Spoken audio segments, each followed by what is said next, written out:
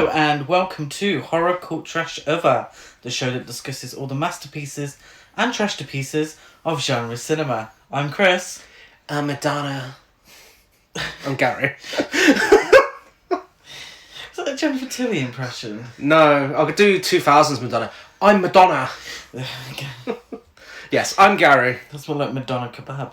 And welcome to an extra special episode of Horror Cult Trash Over. Now I say extra special rather than special because today we are discussing one of my absolute favourite people on the planet who I've never met. She's an icon, she's a legend, and she will forever be the moment. She is, of course, Madonna. Yeah, bitch, she's Madonna. Bitch, she is Madonna. 7-time Grammy winner, Rock and Roll Hall of Famer, and the best-selling female recording artist of all time. Madonna has been at the forefront of the cultural zeitgeist for almost 40 years. In my humble opinion, as a pop artist, Madonna is unsurpassed. As an actress, though, there seems to be a disconnect. Yes. And it's Madonna's struggle to find success on the silver screen that we'll be discussing on today's podcast episode. Yeah, I know everyone probably got really excited when we said, oh, we're discussing Madonna, like, oh, we're just going to have a nice little chat about our favourite Madonna songs. No, that is not the episode you've tuned into. We are discussing her acting career. No. Start a little bit with her as a recording artist. What's your history with Madonna as a singer? Growing up, she was the Queen of Pop. And obviously to everyone she's the Queen of Pop, but also to me as well. She was always the one I'd go to, her and Kylie Minogue. Little gay closeted Gary would love Madonna. Music, Confessions on a Dance Floor, was it that album? Yeah. The one with Die Another Day on, which I can't remember the name of. Those albums absolutely played to death. American Life. Yeah, those albums were played to death in my house. And yeah, I loved it. And obviously, I was also a big James Bond fan, so Die Another Day, seeing Madonna on screen was a big deal to 10-year-old Gary. And yeah, no, it's just, she is definitely within my top 5 favourite artists of all time. And obviously I'd heard nothing but bad things about her acting career. And then we watched Desperately Seeking Susan like a year ago or something like that, and it kind of opened my eyes that she isn't always terrible. And I think there's one thing that's important to mention at the start of this episode is that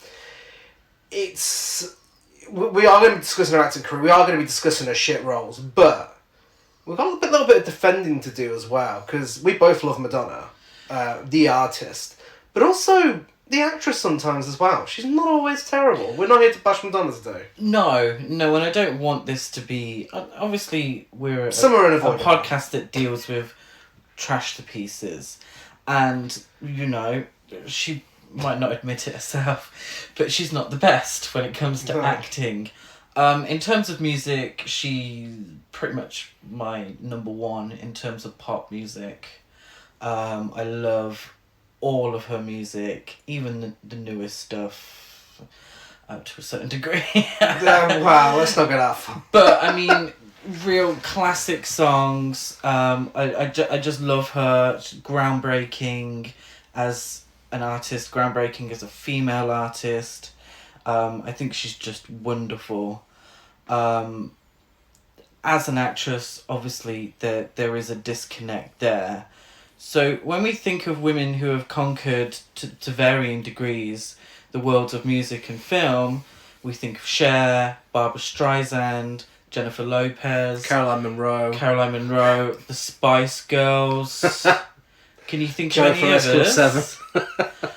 Jennifer Love Hewitt, obviously. Hilary Duff, Lindsay Lohan. There was, and that's what you sort of came into, is the teeny bopper ones that would do films and music. But in terms of really being successful in both fields, I would suppose Cher and Barbra Streisand are your number ones. Yes.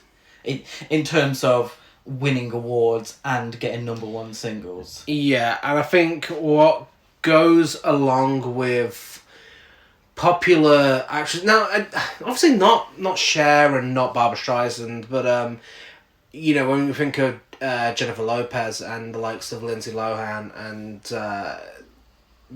maybe Hilary Duff as well. And definitely Madonna is, when it comes with success between music and screen, also comes attention from the Razzies just because someone's popular and made an appearance in a film.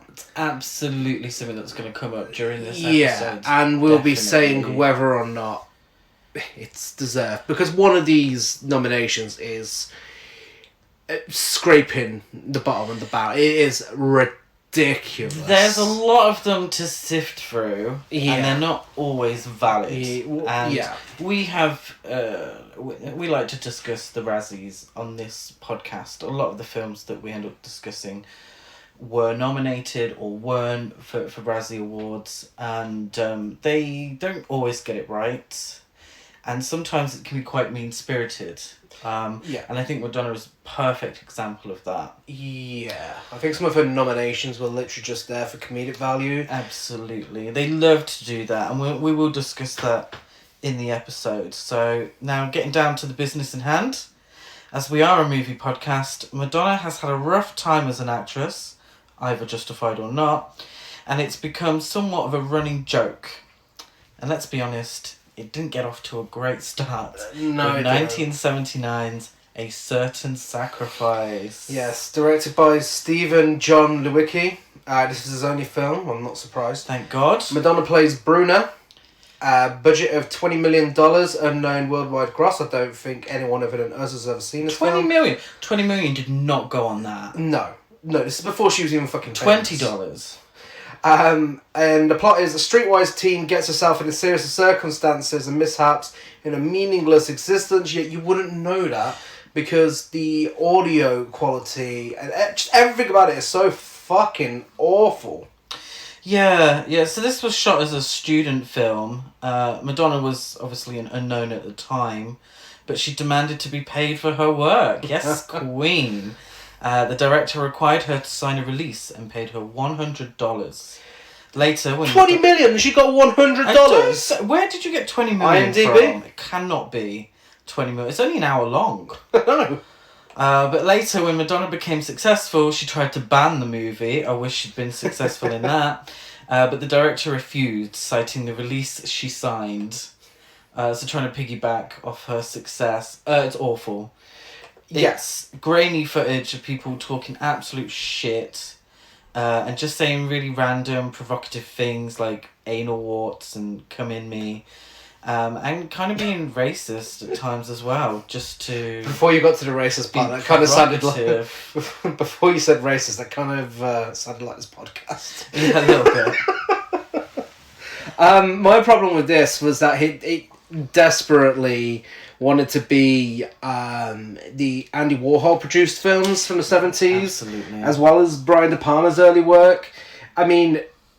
No, if you want to be like Brian De Palma's early work pre-Sisters, then you succeeded because those films are dreadful too.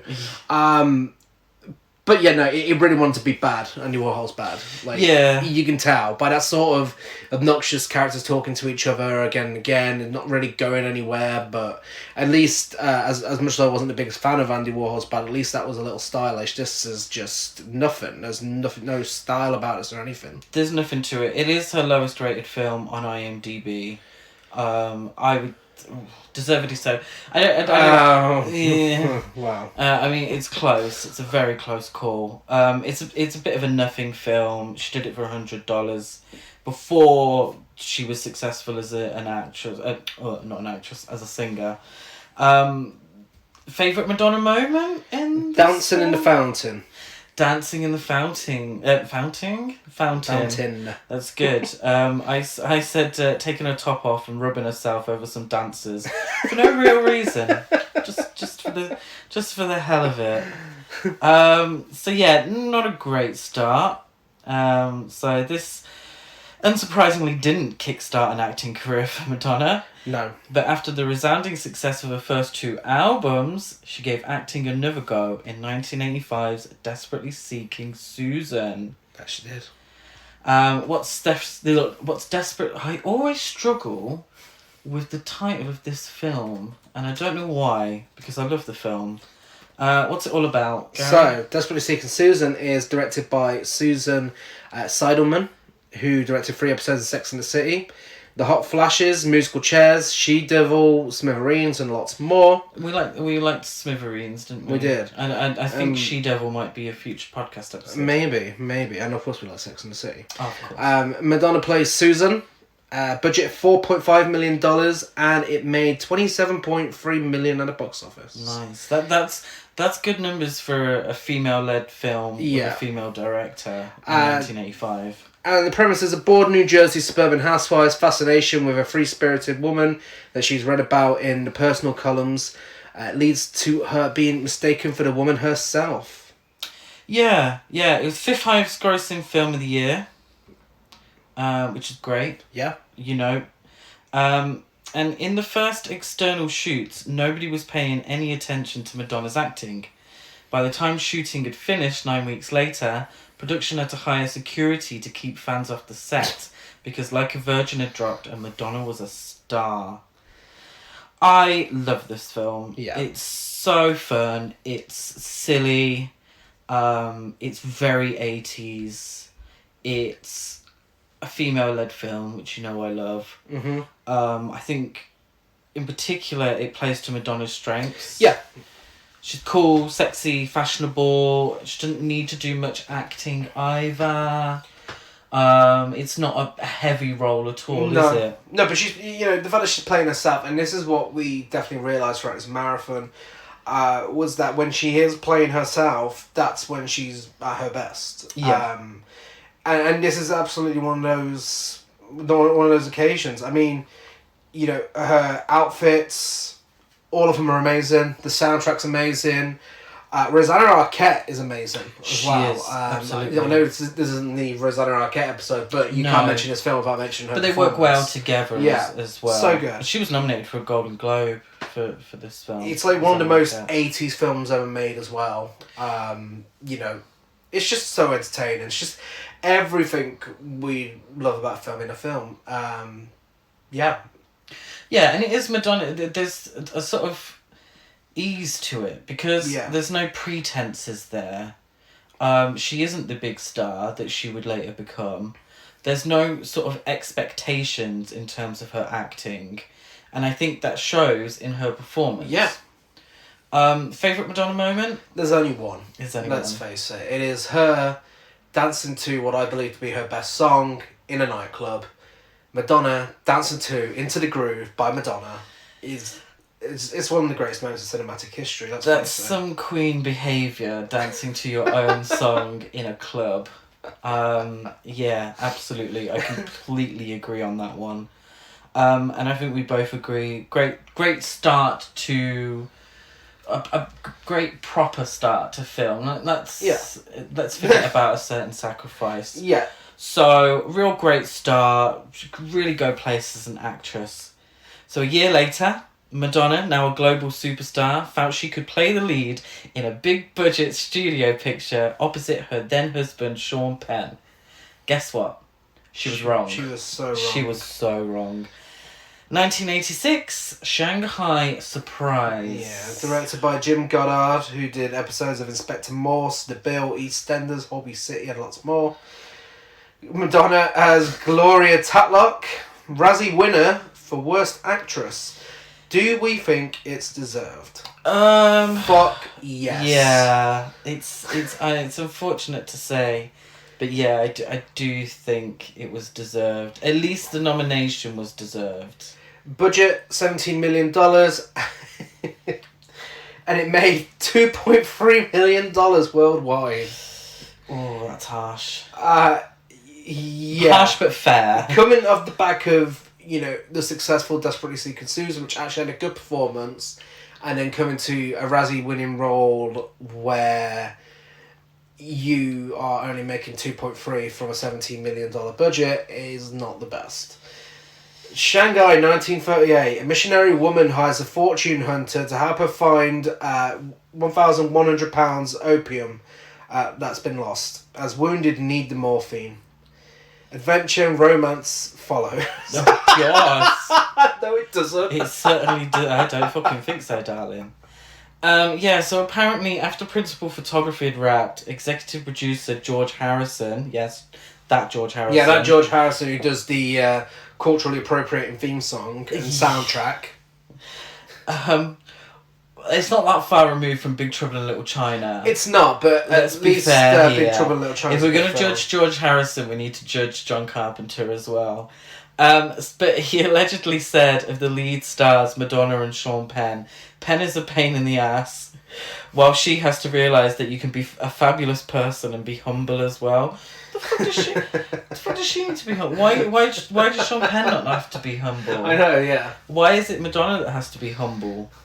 The film was also rightfully nominated for Worst Actor, Worst Picture, Worst Director, Worst Screenplay, and Worst Original Song for George Harrison's title song, Shanghai Surprise. Madonna was absolutely not the right choice. No. She's gone from free and easy spirit in Desperately Seeking Susan to playing a prim and proper missionary woman. Yeah. It's her first scene alone is hilarious of her trying to collect money for charity. It's just she can't even shake a box without looking wooden. This is genuinely yeah. He was definitely giving Dolly Parton in Christmas on the Square. But her interactions with her then husband Sean Penn, no chemistry, not a single spark between the two of them. No, they were fucking married. And let's be fair, Sean Penn is just as bad. Oh yeah, he's awful. Both really bad. He's obnoxious with it. He is really obnoxious with it. I really think they probably were trying to go for Big Trouble in Little China here, but it is also. I kind of think there's a little bit of classic Hollywood they're trying to go for here. Yes, I thought it was clearly an attempt at a classic Hollywood romance. A reference Madonna will continue throughout her career, and that kind of really began with her Material Girl music video. Yeah. So throughout her career in music and in acting is these references to the past and to classic Hollywood. I read somewhere with this one they were going for African Queen, with Katharine Hepburn and Humphrey Bogart, the sort of opposites attract thing that they had going on. No. No. Katharine Hepburn would never have looked so bored as Madonna does in this film. There's genuinely a scene in this film where she's at a dinner table and it looks like she's fallen asleep. Like, it genuinely looks like she is about to take a nap at dinner. She's so wooden, she's half asleep. She really is. And the film itself doesn't paint a good picture of Chinese culture either. Even by 1986 standards. There's one line that the guy says, "I've absolutely no aptitude for the native gibberish." What's your favourite line? I don't know if I have one. Is it Madonna's "Guns cause pain, opium eases pain"?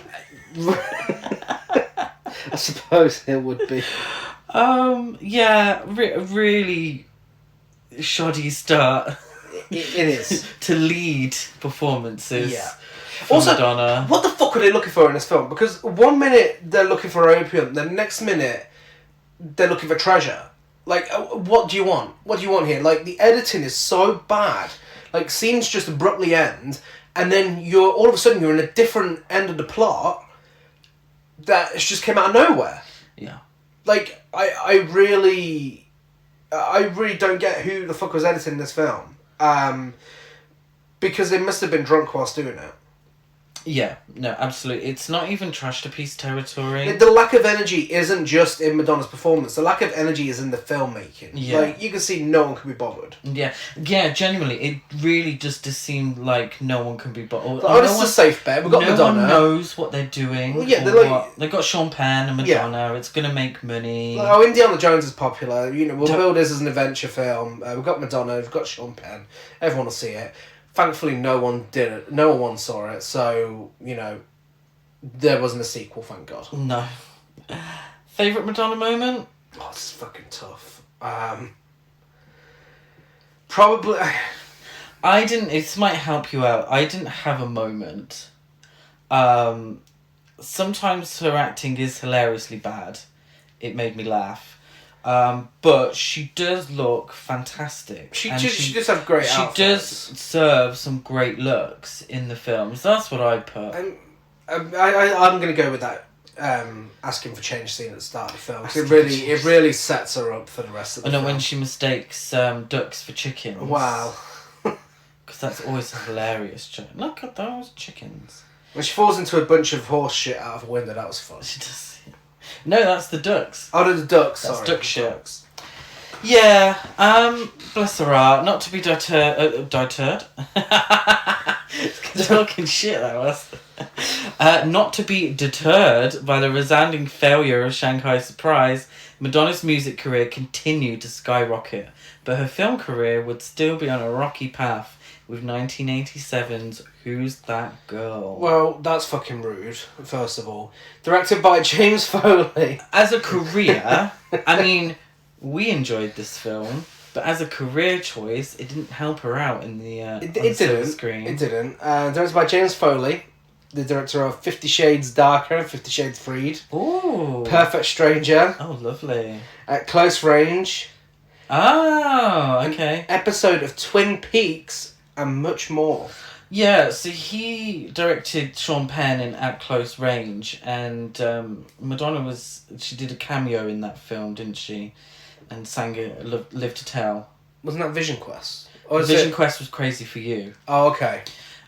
So James Foley had directed quite a few of her music videos. Mm-hmm. So they were quite friendly with... He was quite friendly with Sean Penn and Madonna. Yes. Madonna stars as Nikki Finn. Razzie winner for Worst Actress. I'm going to tell you right now, I don't think she deserved this. No. You're telling me 1987 this is the worst performance you could find? It's not. Would you like to tell me who she beat? Would you like me to tell you very much who like she that. beat? Yes. Good old... what's her name? Lorraine Gary. Lorraine Gary from Jaws the Revenge. Okay. Lorraine Gary... I don't know, it's a sympathy case, isn't it? You got to feel sorry for her. She really thought she was doing something. She didn't. I don't know if she deserved to win. Seems a bit harsh. She came out of retirement. But it's a terrible performance. But yeah, no, I don't think this was deserved, if you ask me. Also nominated around this time for Worst Actress of the Decade for this and Shanghai Surprise. Yeah. Worst Actress... For 2 films. Worst Actress of the Decade. Yeah. Like, come on, guys. Yeah, I thought that was a bit harsh. Worst Actress of the Decade for 2 films. And considering what she did really well in Desperately Seeking Susan. Yeah, I know, they won't acknowledge that. But that's kind of how we're going to see the Razzies. Yes. She was nominated for her first Golden Globe, though. Yeah. For Best Song for Who's That Girl? The title song. And who did she beat for that Razzie? I know she beat Lorraine Gary. Deborah Stipe for Tough Guys Don't Dance. No idea. Sandra Locke for Rat Boy. And Sharon Stone for Alan Quatermain and the Lost City of Gold. Yeah. Yeah, who knows? We haven't seen the other ones. Budget $17 million. It only made $7.3 million worldwide. Very harsh. I'd love to know. I mean, I'm glad she got, so many chances. I mean, she's Madonna, of course she did.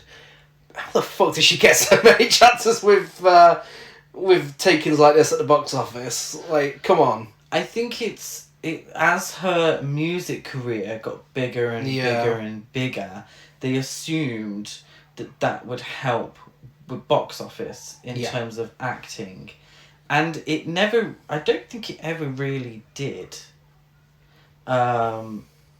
Because her biggest box office successes weren't necessarily... She wasn't necessarily the main draw. No.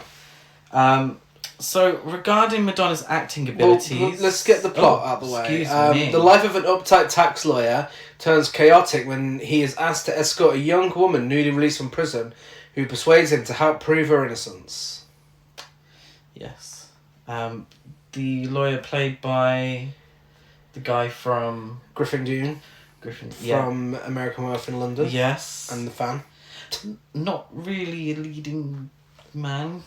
I thought he was really good in He this. was alright. I thought he was probably the best member of the cast. Well, regarding Madonna's acting abilities, director James Foley said that she was very uptight and into every detail. That's probably why it wasn't so good.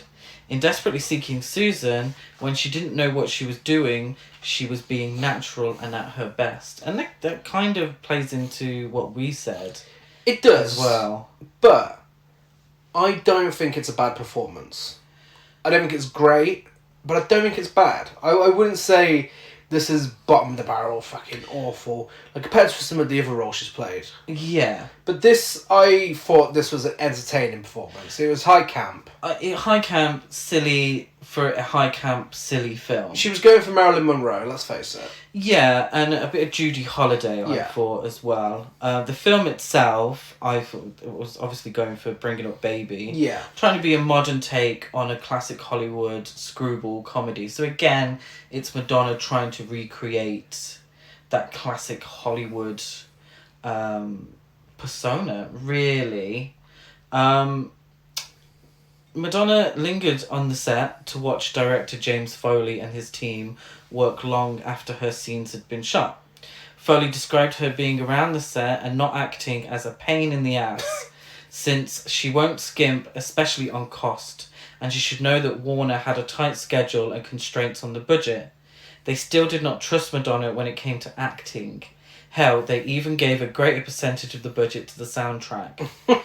And, you know, you can tell. Yeah. I mean, 2 all-time classic songs Yeah. of this soundtrack, and Look of Love as well, which is alright. What do you think to Madonna's character? I thought she came across a bit annoying at times. Oh, she was annoying, but I think that was absolutely the point. I was still... I don't know, I mean, you kind of... When you've seen as many screwball comedies as we have, in classic Hollywood, where many actors act like this, you kind of get used to it, and you could see that's exactly what she was going for the whole time. So I don't know, it was annoying, but at the same time, when you can see what she's doing, you can forgive it a little. Yeah, no, absolutely. I completely agree, because I was understanding her reference points, and it was a modernisation of that as well. It was very, very 80s film too. I just think there were moments where you could tell she was trying too hard. Yeah. I still don't think she deserved Worst Actress at the Razzies. I will stand by that. But there were moments where I was like, she's thinking too much. And I think James Foley's a bit bitchy, talking like that. We're meant to have been good friends at the time. But I think a lot of the blame is put on Madonna for the failure of the film. Oh, yeah. Yeah. Which I think is something else we're going to see a lot. It's just... It's one of those films where you know beat for beat everything that's going to happen. It's so predictable, you know. Yeah, it doesn't deserve its 4.8 IMDb rating. No, that's really low. You know, people just bash this film because Madonna's in it. It's just camp, mindless fun. That's all it is. There's nothing else to it. Like, camp, mindless fun with a great soundtrack. What did you think to the bleached blonde hair and very thick dark eyebrow combo? Absolutely amazing. Absolute fucking Joan Crawford with a wig. It, you know, that's what it was giving me. It was so camp. You know, your favourite? The eyebrows were scene stealers in themselves. They were. As well, again, outfits. And then Griffin Dunn's as well. Oh, yeah. His were growing together. But come on, outfits again. Like, serving outfits. Favourite moment is... I want to give one to animated Madonna for that entire opening credit sequence. That's what I chose. Which was Betty great. Boop as causing a commotion plays during the opening credits. I mean, you know you're in for a good time when a film starts like that. But I do have a live action favourite Madonna moment, and it is when she punches the prison guard in the face. Yes. Whilst carelessly leaving prison. Yeah. She does leave prison with bleached hair and a full face of makeup. Props to her, you know. I don't know what she had to do for that, but you gotta do what you gotta do. So, in 1989, Madonna would trade in the bleach blonde for a classic Louise Brooks black bob. in a film that would finally allow her to both sing and act at the same time. Kind of. One time. That film is Bloodhounds of Broadway. Yeah. Directed by Howard Bruckner, who directed Burroughs, the movie. And also Robert Wilson and the Civil Wars. That's it. That's all he did. Yeah, sadly he died from AIDS shortly after the film was finished filming. Yeah. So the actual completed film wasn't completed by him. The narration was added on after his death. Yeah, and it's sad that it ended that way, but it's also very evident in the film that yeah, there's a mess. Madonna plays Hortense Hathaway. Razzie nominee for Worst Supporting Actress. Budget of $4 million, and it made £43,671 worldwide. Fuck, that's a loss. It was moved to television within, I think, 6 months after screening. Razzie nominee, deserved. I don't think so. No. She is not the worst thing about this film, right? She isn't terrible. It's really, and the performance isn't enough to warrant any real decision, in my opinion, whether it's good or bad. It's just kind of there. I think she does a good job. Yeah. You know? Broadway was never brighter and never roared louder than New Year's Eve 1928, when anything could happen and did. A 4-part short story musical co-starring Madonna, Jennifer Grey and Matt Dillon. The cast for this film is so impressive. Such a good cast. Wasted. Absolutely wasted. This is not a good film. Yeah, it's not. Which is a shame because it's got all the ingredients for a good film, but it's just messy. Like really messy. I think one piece of trivia that's so adds to that is this movie went into nationwide release with one reel missing. No one noticed. Yeah, I think that says it all. Because it's such a mess you wouldn't notice. There's too much shit going on at one time, and it's not. I don't think it's edited well enough, or no, it's not. It becomes a bit confusing. Yeah, it gets to the point where there's so much going on to the point that nothing goes on at all. As weird as that sounds. Yeah. It's so bloated, but it's difficult to stick with any of the plots. It's just not very interesting. I mean, it's aesthetically pleasing. There's some amazing set and costume designs here. Absolutely. You know, performances, I don't think anyone really gave a bad performance, but there's just nothing interesting going on. It's just simple as that. It's all a bit blah. I thought it was going for a sort of Robert Altman style film, a large ensemble cast with a lot of interwoven stories. Yeah. But I don't think it pulls it off the way that, Robert Altman's films do. No. I was also promised a musical by IMDb. Yeah. I was not delivered a musical. There was one musical performance where Madonna and Jennifer Grey sing I Surrender Dear. I quite liked it. Yeah. It was alright. I mean, it's my favourite Madonna moment. Yeah. Because the rest of the film, she's just getting jewellery off Randy Quaid anyway. Yeah, same here. That's the only... Is it Randy Quaid? Yeah, it is, yeah. That's the only moment. Yeah. Really, it's worth mentioning. Yeah, I liked her outfits. And again, we're getting another reference to classic Hollywood. And so, yeah, definitely a theme. And also definitely a theme that comes up in her next film. Yes. Question. What about Dick Tracy? Well, it's an interesting name, and it's also a film released in 1990, directed by Warren Beatty, director of Heaven Can Wait, Reds, Bulworth, and Rules Don't Apply.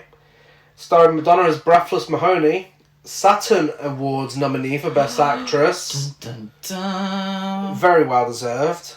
Budget $47 million, and it made 162.7 million at the box office. Yes. Yes. Understandable. I've literally written here, hooray, no Razzie Award nomination for No. Madonna. The comic strip detective finds his life vastly complicated when Professor Mahoney makes advances towards him while he is trying to battle Big Boy Caprice's united mob. So we recently watched Darkman, and with this and Darkman, I didn't realise the impact that Tim Burton's Batman had on films in the early 90s, because both of those are trying so hard to be Tim Burton's Batman. But that was a big box office success. Oh, Batman. yeah. But it works. It really works here.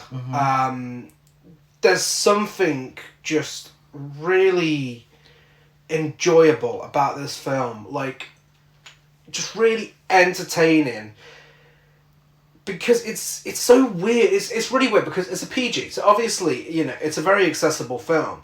But it's also really weird as well. Now, I've not read any of the Dick Tracy comics, so I don't know how much it takes from that. But it feels like you're watching a comic book come to life on screen. Yeah. And even from watching it in 2022, you know, the set designs, the special effects and everything, the ones that have aged well look great. The ones that haven't still add to the style of the film because of the weird nature of it. But yeah, amazing cinematography, amazing set designs and everything. But most importantly, amazing Madonna. Yes. Just to add to that, Al Pacino is fantastic. Oh my God. In this film. So over the top. So over the top, so ridiculous. It works perfectly for the film. Yeah, I had such a good time with this film, and I like... And it's the same with Batman as well, actually. It's kind of a mainstream film. It's, you know, from a comic book. But it's slightly off. Yeah. It's not all the way off, but it's slightly off. And I really like when films do that. And I think the 90s did that really well. Coming to my Edward Scissorhands. Perfect. Perfect example of that. Yeah. Tim Burton does that so well. Just a film that is mainstream, really. Yeah. But just slightly different. Mm-hmm. A real quirk to it. But yeah, the woman of the moment, Madonna, looked beautiful. Yeah. Absolutely gorgeous, flawless. Her performance was fantastic. Really played into her strengths. Yeah. She'd never sounded better. The Stephen Sondheim's songs, perfect. Yeah. She really, really... she just embodied that role. It felt like it was written for her. Yeah. Yeah. Absolutely. It's all the reference points that she loves. It was giving me my Lena Dietrich. Yeah. Again, that classic Hollywood that she always comes back to in, you know, films and in her songs. Mm-hmm. Little gossip for you here, Gary. Madonna and Warren Beatty were dating in real life during filming. When he proposed to her and she stalled on the question of marriage, he ended their romance and claimed what he had given her was just a friendship ring. Yeah. Warren Beatty, famous womanizer, really infamous for his womanizing ways. I think he's been settled down with Annette Bening for a long time. But the big hoo-ha was the age gap between the two. Yeah. They got chemistry on screen. Yeah. Well, yeah, I love that Madonna's character's, you know, one of her sole purposes that she just wants some dick, and she's proud to admit it. You know, sex sells, and she absolutely sells it in this film. Yeah, she's quintessential femme fatale, lounge singer, gangster's mole. It's, you know, it's a tried and tested formula, and like I said, plays really into her strengths. It really does. The acting is minimal. There's no big grand scenes. You know, it's not that kind of film. Yeah, it's light and fun, and like I said previously, Stephen Sondheim can write a damn good song. Yeah. And she sings it perfectly. Sings them perfectly. So good, she made a whole album out of it. Yeah, something that I think a lot of people forget is that the album that gave birth to Vogue. Yes. Yeah. And then again, Vogue is all about, those classic, look at the music video for Vogue. Yeah. Yeah, it's a theme that definitely comes up a lot. Madonna's closest call with Oscar's glory as well. Oh, wow. Sooner or Later won for Best Song, Mm-hmm. song that she performed. And usually she will write on her songs as well. But she didn't on this one, and it was Stephen Sondheim who won for that song. Favourite Madonna moment? It's Sooner or Later. Her intro, the first time she performs it, what an entrance. Yeah. There's so many you could pick from, but that scene just has such an impact. Like, you actually know she means business this time around. When she starts that scene, it's just the framing, the lighting, her costume, everything about it's just perfect. Yeah, absolutely. And any scene where she's trying to seduce Dick Tracy. Yes. In a plunging neckline. Uh-huh. There's a little figurine of that, actually, I really want to get. It's PG, so a lot of the toys that came out were aimed at kids. And there's this one of her, and it's a real plunging neckline on it. So after the success of her Like a Prayer and I'm Breathless album, which was born from the Dick Tracy role, and the box office success of Dick Tracy, Madonna embarked on her iconic and prosperous Blonde Ambition world tour. Madonna was now one of the most famous women on the planet and a new high as a recording artist and also an actress. And I think this is a good point to stop for a little top 10 list. It's been a while since we did a top 10. It has.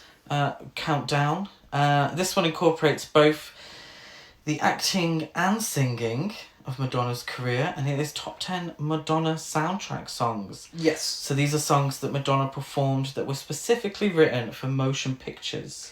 So a few of them will be films that we discuss on this episode. But what's your top 10, Gary? So number 10, I have Sooner or Later from Dick Tracy. Nice. And number 9, I have I'll Remember from With Honours. With Honours. Yeah. Really random.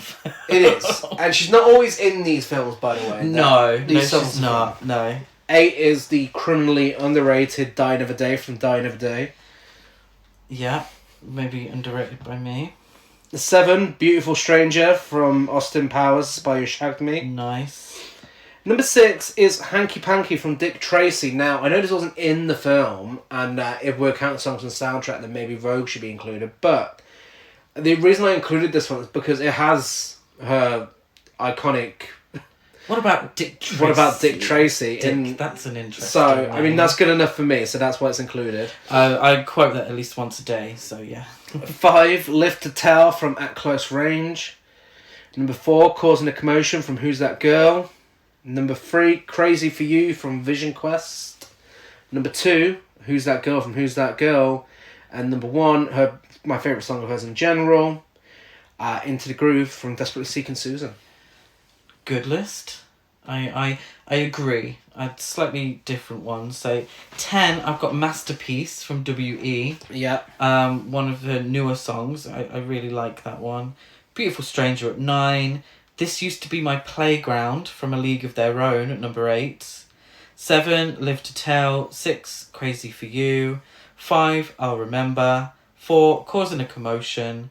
3, Who's That Girl. 2, Sooner or Later. And, of course, number 1, Into the Groove. Slightly different, very different. Oh, slightly. I agree.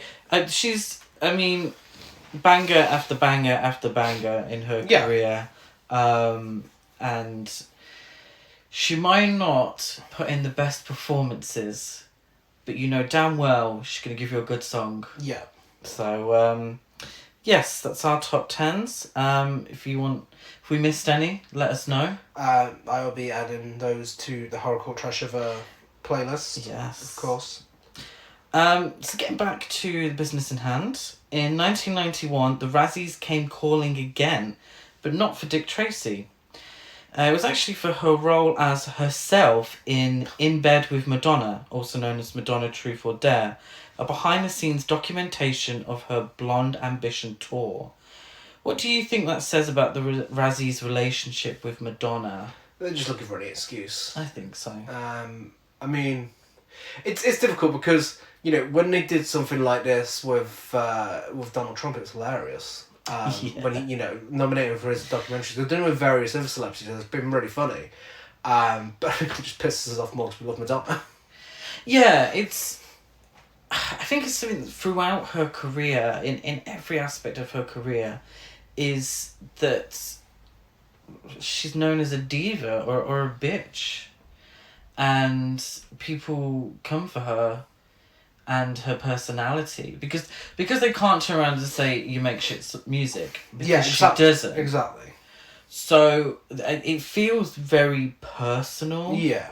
I haven't seen Madonna Truth or Dare. We do own it. We didn't watch it for this because we didn't want to, you know, it's her acting. It's essentially a documentary behind the scenes. So it does feel really personal that they would nominate her for playing herself. Yeah. Essentially saying that she's, you know, either a bitch or she's putting on an act. Yeah. You know, not very nice. Surely, you know, just leave her alone for one fucking year. As we've learned in the past episodes of this podcast, sometimes the Razzies do pick easy targets. They do. Ones that will get the best laugh or get the most attention, and I think this is definitely one of them. Yeah.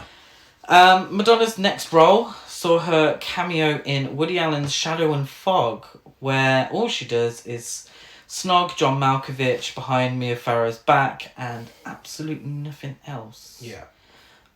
Really darkly lit scene. I don't know how much she cost, but it certainly wasn't worth the money because she's barely in the film. But she's all over the advertisements for the film. Shit. And that's why we watched the film. Yeah. And then sat there and like, well, that was a waste. I've got nothing to discuss. In 1992, though, she had a minor role in a larger role, but still minor, in probably her best film. Yeah. A League of Their Own. Yeah, directed by Penny Marshall, who directed Jumpin' Jack Flash, Big, Awakenings, Riding in Cars with Boys, etc., etc. Madonna plays May Mordabito, centre fielder. Budget $40 million, and it made $132 million worldwide. Recently had a re-release as well for its 30th anniversary. Nice. Two sisters joined the first female professional baseball league and struggled to help it succeed amidst their own growing rivalry. Yeah, I'm going to get to the trivia first because it's got some of my favourite trivia and there's quite a bit of it. During filming of the World Series games, stars took turns entertaining the unpaid extras. Tom Hanks did puppet shows over the dugout, Rosie O'Donnell did stand-up comedy, and various actors pretended to be Madonna and sang her songs after the singer balked at performing for the fans. I continue. In Evansville, Indiana, where the Racine Games and World Series were filmed, Madonna was so rude to citizens, hotel and restaurant staff, and other locals that her reputation is still tarnished there. Wow. She even spoke poorly of the city in interviews. According to a handwritten letter she wrote to photographer Stephen Meisel, Madonna was miserable during production. She said, "I cannot suffer any more than I have in the past month, learning how to play baseball with a bunch of girls. Yuck. In Chicago, double yuck. I have a tan, I'm dirty all day, and I hardly ever wear makeup. Penny Marshall," Laverne, because she played Laverne in Laverne and Shirley. "Gina Davis is a Barbie doll. And when God decided where the beautiful men were going to live in the world, he did not choose Chicago. I have made a few friends, but they are athletes, not actresses. They have nothing on the House of Extravaganza. I wish I could come to New York." Wow. I continue. Deborah Winger abruptly left the movie during pre-production when she found out Madonna had signed on to a major supporting role. She felt casting Madonna was mainly a publicity stunt that would distract from the authenticity of the historically accurate story and turn the film into an Elvis Presley musical. She stood by her assertion years later, saying, "Look at how Madonna's acting career has turned out." That was a bit harsh. But yeah, it doesn't paint the best picture of Madonna behind the scenes. This is crazy because she's great in this. She's really, really good. I mean, it is a great film. I mean, you know, I'm sure it's no surprise to anyone. I have absolutely no interest in sports whatsoever. But Madonna and Gina Davis got me interested in baseball for 2 hours. What I know about baseball, you could write on the back of a £5 note, you know? But that's not the point. No, it's an empowering film. It really it's a film about female empowerment. Yeah. And, based on the true story as well. It's so good. It is just really, really good. You don't have to be in sports to enjoy this film. As a comedy, it's funny. As a drama, there's enough to be invested in. It's just really, really good.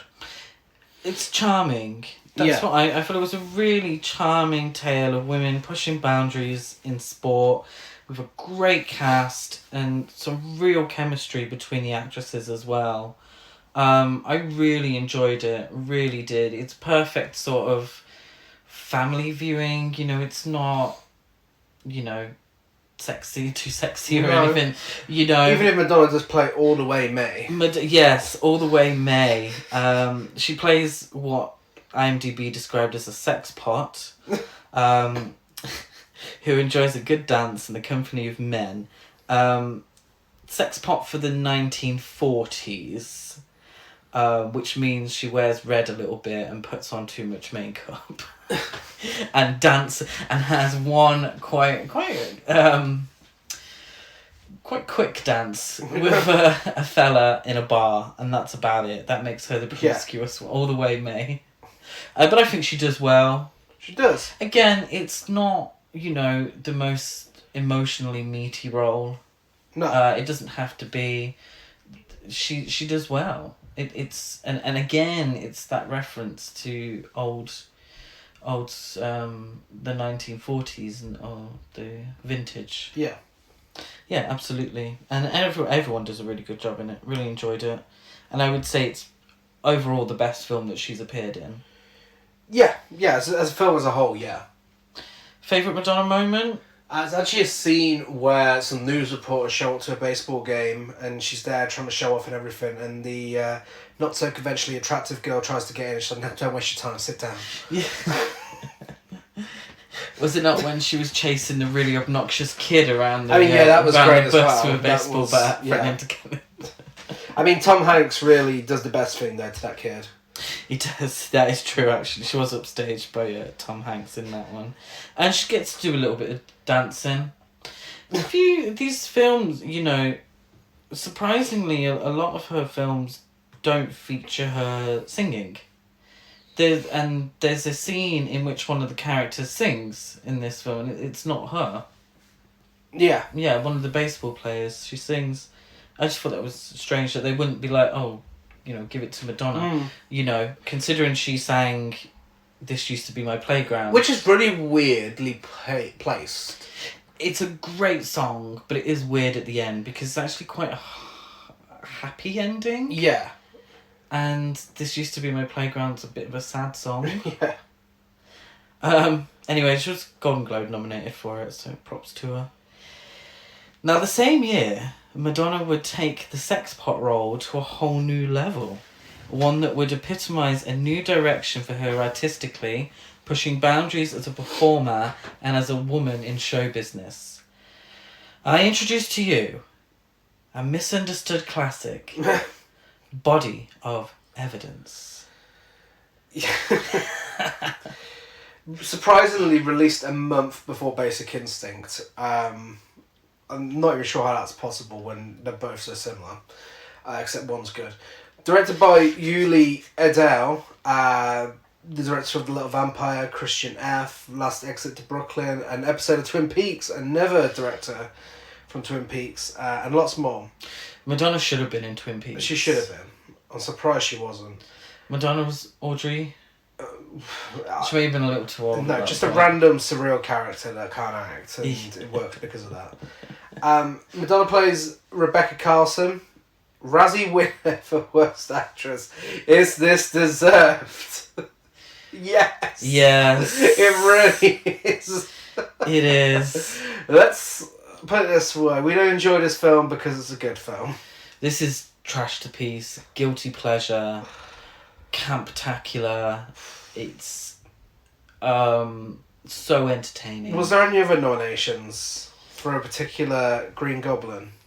I think there might have been. Because as much as I love Willem Dafoe, his performance wasn't the best.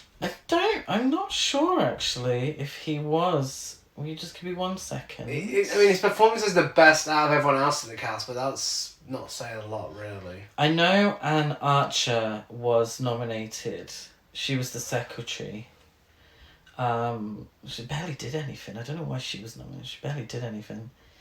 Yes, he was nominated for Worst Actor, Worst Picture, Worst Supporting Actress for Anne Archer, Worst Director for Uli Edel, and Worst Screenplay. Budget of $30 million. It made $13.2 million worldwide. A lawyer defends a woman accused of killing her older lover by having sex with him. Now, I bet this one did really well on home video. On home video. I mean, it's definitely got the showgirls about it. Madonna was nominated for Most Desirable Female at the MTV Movie Awards. So there's a consolation prize if there ever was one. This film is fucking ridiculous. As we all know, there was a period of the late 80s, early 90s where erotic thrillers were in.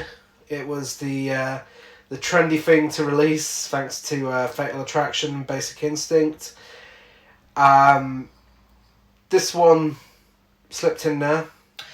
I love an erotic thriller. I remember when I was at school, there always used to be the cheapo erotic thriller on Channel 5 on a Friday night. You'd go into school on a Monday and discuss it. I wasn't particularly interested in the erotic side, but I was interested in how ridiculously camp and over the top and ridiculously stupid these films were. This is perfect for Channel 5 on a Friday night. The pacing is alarming. Genuinely, this film goes from 0 to 100 like nothing I have ever seen. You know, you'll have a really serious court scene 1 minute. Next minute, you've got fucking Willem Dafoe licking out Madonna in a fucking car park. And I swear, that was not acting. I mean, he was far too close. I swear we saw his tongue on it. He genuinely went down on Madonna in a car park. Well, that brings me to the trivia. Some more trivia that I really enjoyed reading. Madonna personally selected Willem Dafoe as her co-star. What the fuck? 2 of Madonna's most infamous scenes, one involving dripping candles and the other requiring her to masturbate, were improvised. FYI, there are spoilers involved in this trivia. So if you haven't seen the film, you don't want a spoiler, skip about 5 minutes. In preparation for this role, Madonna met with a real-life dominatrix who taught her a few tricks, including how to tie someone's arms behind their back using a belt. Yes. Willem Dafoe accepted the role of Frank Delaney because he was interested in the reversal of Hollywood norms, having a female character dominate during the sex scenes. I think that's interesting. I think there was a more interesting film he could have chosen to look at that, but... producer Dino De Laurentiis stated in interviews after this movie's release that he begged Madonna to delay the publication of her sex book by a few months so that the public would not think that this was just the sex book movie, but that she refused. De Laurentiis maintained that this contributed strongly to the film's poor box office performance. I don't think that's... I don't think so. If anything, it would have been good publicity. Yeah. I mean, that sex book was condemned by a lot of people, which is great publicity for an erotic thriller. And it's very much in keeping with... Madonna is very well known for having different sort of personas or different stages of her career. She changes it up, and that's what's allowed her the longevity that she's had in the music business. You know, there's always something different. And this is very much slap bang in the middle of her, you know, sexy, kinky, strong, sexual female. Yeah. You know, and for its faults, at least the film has that. Oh yeah, no, I love how pro-sex Madonna is. It's great. I mean, it's really empowering because any other actress, if you get a slight nip slip, I mean, you remember us on the Boy Next Door episode, oh, did we just see Jennifer Lopez's nip? Oh my god. Oh, you know, any other musician that turns actress, it's a rarity. You don't often... No. You know, it's always a big deal as well. Madonna's just like, I don't give a shit. Here's my fucking fanny on full display in a car park. She's not sorry. With Willem nature. Willem Dafoe's face in it. You know, it's... Yeah, and it's one of those things. She could have been in the film, and we say this a lot on the podcast, but she could have been beheading people left, right, and centre in this film, and no one would have batted an eyelid. But Lord forbid, she gets a little bit on the boot of a car, and that's all anyone can talk about, including us, because it's fabulously... Oh no, I mean, I also have a candle waxing to talk about as well. That is also true. More trivia. In interviews, Madonna stated that she found filming the sex scenes scientific, not sexy at all. But co-star Willem Dafoe admitted that he was turned on despite himself while filming the scenes. TMI there, Willem Dafoe.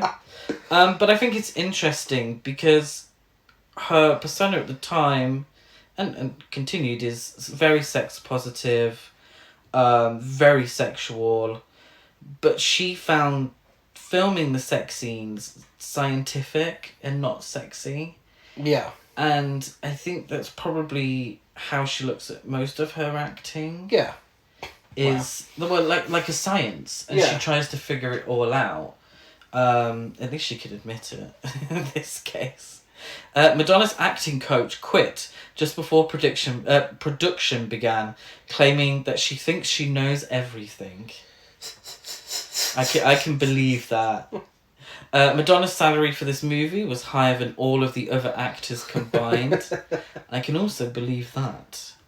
She looks like Courtney Love. She does a lot in this film, which is good. You know, Courtney, a beautiful woman. And Dangerous Game as well. Like this little phase she went through, looking like Courtney Love. Courtney Love, which is funny considering the famous interview between them both. Yeah, which it was soon to come.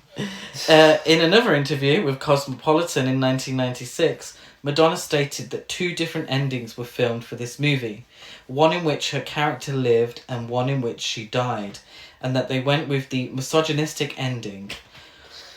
Which is true. Yeah, it is. Of this movie, she said, film is a director's medium. In other words, try not to work with a director who hates women. In my case, that means I'll be photographed badly and end up dead in the end. It's true. And, you know, yeah, she committed crimes, but it almost felt like she had to die because she was sexually promiscuous. Yeah. Rather than being caught and sent to prison, she had to die. Yeah. And she wasn't allowed to get away with it. Whereas I feel like if it was a man in that role, then Willem Dafoe's being unprofessional and cheating on his wife. Exactly. You know? Exactly. And he ends up being the thingamabob, the hero in the end. In a 1994 interview with The Face magazine, Madonna confirmed that Rebecca got away in spite of her guilt in the original version of the film, and that the ending was changed in the last week of shooting. Madonna said, I fought it every step of the way, but I had no control. Woman who has sex must die. That is the theme of that movie. But it wasn't that way to begin with. Madonna also said, "I'm disappointed in it, but I'm not sorry I did it. I think I did a good job, but I got the blame for everything. It was like I wrote it, produced it, directed it, and I was the only one acting in it." The journalist added that when they attended a preview screening of this movie, many of the male critics shifted coats and bags onto their laps during the sex scenes, but they didn't write about that. It's a very Madonna thing to say. But no, I completely concur. Yeah. She doesn't put a great performance in. No, a performance is campus tits. It's campus tits. I mean, the bathroom scene where she gets a slap in the face by Julianne Moore, it's cinematic gold. Yeah. If you're a Trash to Piece fan. But I think she fully commits, though. She does fully commit to the film. Yeah. What she does on screen, a lot of actresses, particularly of her fame, wouldn't have done. No, I mean, let's get to the candle wax scene. Let's get to the candle wax scene. What about the candle wax scene, Gary? Just Madonna pouring candle wax on Willem Dafoe's cock, that's all. Yeah, apparently the first two were in the script, but the third one was Madonna going rogue. I just couldn't believe my eyes. Willem Dafoe and Madonna, what a combination. Yeah. I think Willem Dafoe was miscast to a certain degree. It's the most famous scene, isn't it? Yeah. But not my favourite scene. My favourite scene is the car park. Yeah. I suppose it'd have to be mine as well. I mean, but going from how it all begins in the lift as well, like the whole sequence is completely outrageous. Yeah, I suppose it'd have to be that. Yeah. Or her getting a camp slap from Julianne Moore. I would recommend this film. Oh, definitely. If you enjoy this podcast, you'll enjoy this film. Yeah, absolutely. It's very on brand for us. Love it. Her next film stands out as a rather strange feature in her filmography, don't you think? Very. But it did garner one of her best performances. Yeah. It's Snake Eyes, or also known as Dangerous Game. Dangerous Game. Dangerous Game. From 1993, directed by Abel Ferrara, director of Bad Lieutenant, King of New York, The Addiction, Driller Killer, etc. We previously discussed him and Willem Dafoe when they made Siberia together. Oh God. Oh, they did. Unfortunately. Speaking of a hit and miss career. Madonna plays Sarah Jennings. The budget was $10 million and it only made $1.2 million worldwide. I'm surprised it's even got released theatrically. It's a small film for Madonna to be starring in. Yeah. Very, very small. A New York City film director working on his latest movie in Los Angeles begins to reflect the actions in his movie in real life, especially when he begins an affair with the lead actress. Yeah, Madonna plays almost a dual role in this, as an actress, but also as the character in the film that's being filmed. She's a character that's abused physically and sexually by her husband. And it's not... The scenes in the film aren't the kind of scenes I expected from Madonna. Yeah, this was a surprise for me, this one. I mean, firstly because, apart from King of New York, I'm not the biggest Abel Ferrara fan. Neither of us are. No. You know, he doesn't make the best films. This is one of his better films. But also Madonna's performance as well just really took me by surprise. It didn't feel like you were watching Madonna. No. Yeah, like, this is not a nice film, it's not an entertaining film. It's uncomfortable, it's gritty, dark, it's really just a really haunting portrayal of Hollywood through the eyes of Abel Ferrara. And he does this in a way that kind of makes you feel like the lead actor is a version of the director, and the director is a version of Ferrara himself. which becomes a little alarming with some of the things that happen, but I think that's what he's going for. But it's not like a normal film. It's very...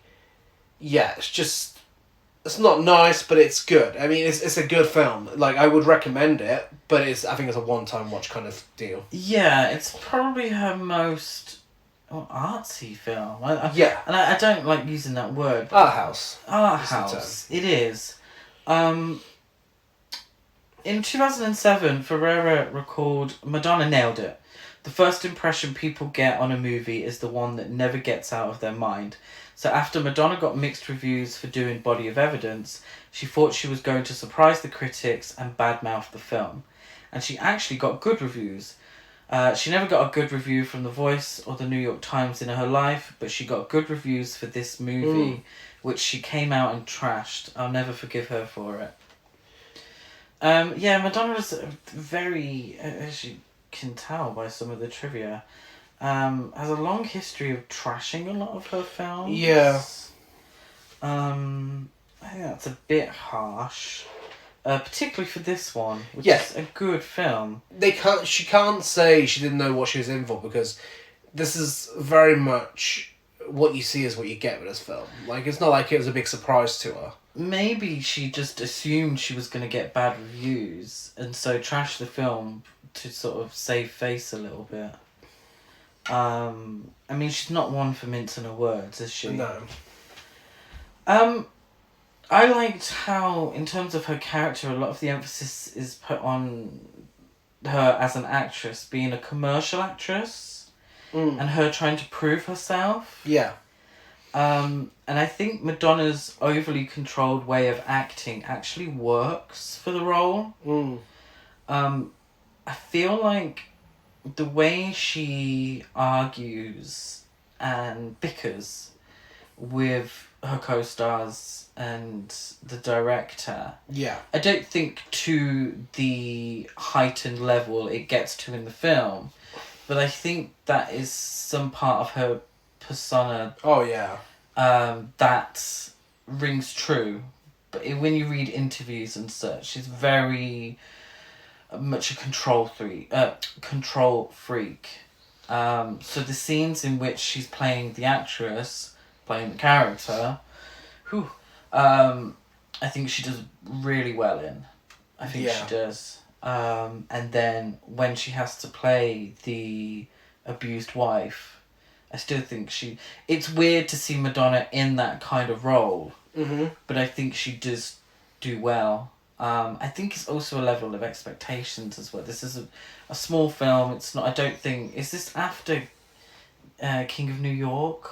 Yeah, would have been. So maybe there was the chance for some success, because I think King of New York did well, but I don't think there was the level of expectations there have been with other films. No. So maybe she just felt a little freer about it, and I think it's a shame that she badmouthed the film, because it's not a bad film. I put favourite Madonna moment just to acting, actually.